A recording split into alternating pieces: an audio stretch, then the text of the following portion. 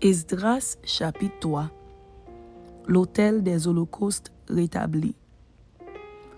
Le 7e mois arriva, et les enfants d'Israël étaient dans leur ville. Alors le peuple s'assembla comme un seul homme à Jérusalem. Josué, fils de Jotsadak, avec ses frères, les sacrificateurs, et Zorobabel, fils de Shealtiel, avec ses frères, se levèrent et bâtirent l'autel du Dieu d'Israël pour y offrir des holocaustes, selon ce qui est écrit dans la loi de Moïse, homme de Dieu. Ils rétablirent l'autel sur ses fondements, quoiqu'ils eussent à craindre les peuples du pays, et ils y offrirent des holocaustes à l'Éternel, les holocaustes du matin et du soir. Ils célébrèrent la fête des tabernacles, comme il est écrit, et ils offrirent jour par jour des holocaustes, selon le nombre ordonné pour chaque jour. Après cela, ils offrirent l'holocauste perpétuel, les holocaustes des nouvelles lunes, et de toutes les solennités consacrées à l'Éternel, et ceux de quiconque faisait des offrandes volontaires à l'Éternel. Dès le premier jour du 7e mois, ils commencèrent à offrir à l'Éternel des holocaustes. Cependant, les fondements du temple de l'Éternel n'étaient pas encore posés. On donna de l'argent aux tailleurs de pierre et aux charpentiers, et des vivres, des boissons et de l'huile aux Sidoniens et aux Tyriens, pour qu'ils amenassent par mer jusqu'à Japho des bois de cèdre du Liban, suivant l'autorisation qu'on avait eue de Cyrus, roi de Perse. Les fondements du temple posés. La seconde année depuis leur arrivée à la maison de Dieu à Jérusalem, au second mois, Zorobabel, fils de Shealtiel, Josué, fils de Jotsadak, avec le reste de leurs frères, les sacrificateurs et les Lévites, et tous ceux qui étaient revenus de la captivité à Jérusalem, se mirent à l'œuvre et chargèrent les Lévites de 20 ans et au-dessus de surveiller les travaux de la maison de l'Éternel. Et Josué, avec ses fils et ses frères, Kadmiel, avec ses fils de Juda, les fils de Henadad, avec leurs fils et leurs frères, les Lévites, se préparèrent tous ensemble à surveiller ceux qui travaillaient à la maison de Dieu. Lorsque les ouvriers posèrent les fondements du temple de l'Éternel, on fit assister les sacrificateurs en costume, avec les trompettes, et les Lévites, fils d'Azaph, avec les cymbales, afin qu'ils célébrassent l'Éternel d'après les ordonnances de David, roi d'Israël. Ils chantaient, célébrant et louant l'Éternel par ses paroles, car il est bon, car sa miséricorde pour Israël durera toujours. Et tout le peuple poussait de grands cris de joie en célébrant l'Éternel, parce qu'on posait les fondements de la maison de l'Éternel. Mais plusieurs des sacrificateurs et des Lévites et des chefs de famille âgés qui avaient vu la première maison pleuraient à grand bruit pendant qu'on posait sous leurs yeux les fondements de cette maison.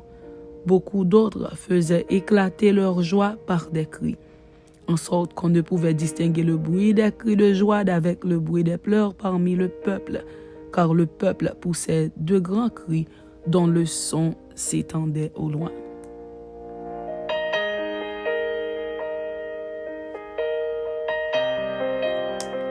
Esdras chapitre 4. La construction du temple interrompue.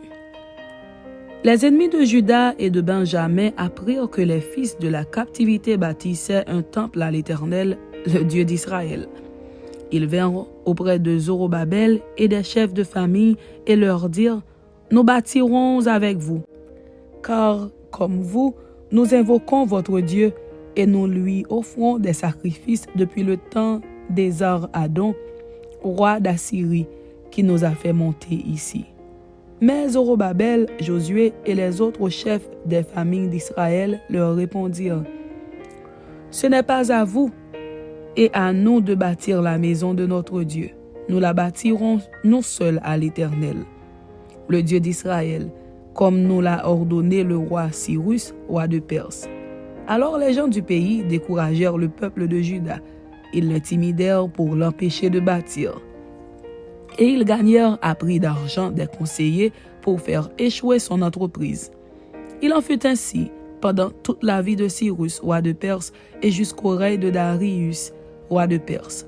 Sous le règne d'Assuérus, au commencement de son règne, ils écrivirent une accusation contre les habitants de Juda et de Jérusalem. Et du temps d'Artaxerxès, Bishlam, Mithrédate, Tabéel et le reste de leurs collègues écrivirent à Artaxerxès, roi de Perse. La lettre fut transcrite en caractère araméen et traduite en araméen. Réhum, gouverneur, et Shimshaï, secrétaire, écrivirent au roi Artaxerxès la lettre suivante concernant Jérusalem. Réhum, gouverneur, Shimshaï, secrétaire, et le reste de leurs collègues, ceux de Din, d'Arphasatak, de Tarpel, d'Apharas, d'Érec, de Babylone, de Suse, de Déa, d'Élam, et les autres peuples que le grand et illustre Osnappar a transportés et établis dans la ville de Samarie et autres lieux de ce côté du fleuve, etc. C'est ici la copie de la lettre qu'ils envoyèrent au roi Artaxerxès. Tes serviteurs, les gens de ce côté du fleuve, etc.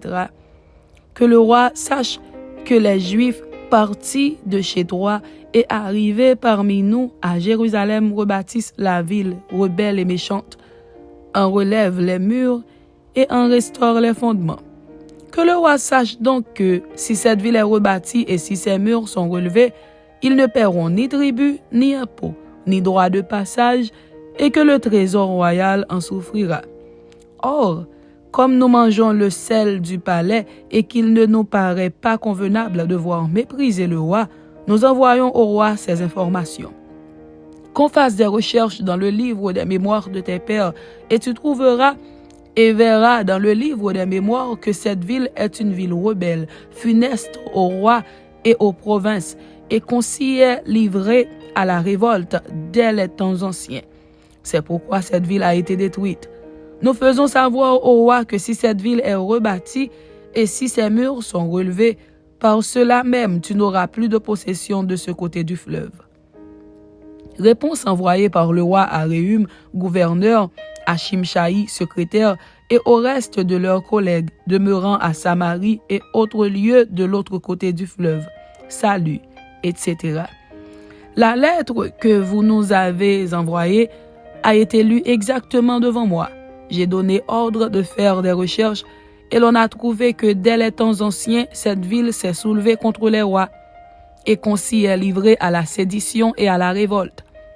Il y eut à Jérusalem des rois puissants, maîtres de tout le pays de l'autre côté du fleuve et auxquels on payait tribut, impôts et droits de passage. En conséquence, ordonnez de faire cesser les travaux de ces gens afin que cette ville ne se rebâtisse point avant une autorisation de ma part. Gardez-vous de mettre en cela de la négligence, de peur que le mal n'augmente au préjudice des rois.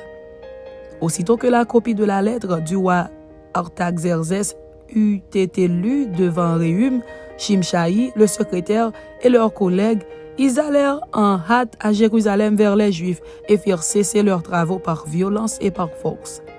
Alors s'arrêta l'ouvrage de la maison de Dieu à Jérusalem, et il fut interrompu jusqu'à la seconde année du règne de Darius, roi de Perse. Amen. C'était Esdras chapitre 3 et Esdras chapitre 4. Que Dieu vous bénisse. Amen.